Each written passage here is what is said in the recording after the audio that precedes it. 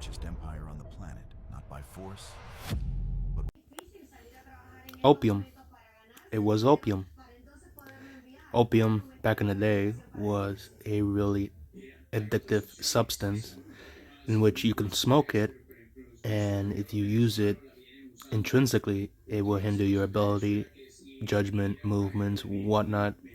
And the reason why they did that is because at the time, China was really reluctant to not trade with the West at all, in which they felt that Westerners at the time were kind of not trustworthy individuals. And when Britain came along, and when Britain demanded for China to open up for trade, the Chinese refused. And as an alternative, as a way to kind of encroach into their sovereignty, and let alone try to force them to open trade with the West, Britain kind of smuggled in opium within the country to the point where the Chinese were made aware of.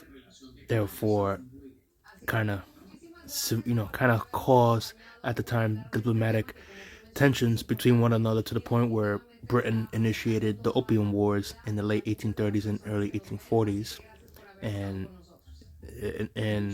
all in all, Britain became successful with that without even firing a single shot, to more or less to a degree, and thus Britain was able to have all the economic advantages and lucrative resources that they wanted from China, whilst cutting them out at the time.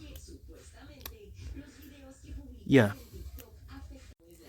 And also, it's kind of ironic that fast forward now to our time, even though that China's second largest economy in the world, doing great for themselves, it seems yet again that the West, particularly with Britain, is doing the same thing again of trying to have more lucrative trading agreements and more of the upper hand in terms of economic agreements between China and Britain, and specifically the West in general.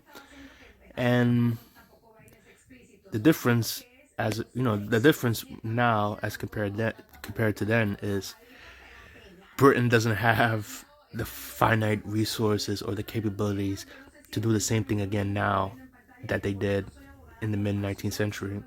So you can say that China has Britain basically by the strings per se.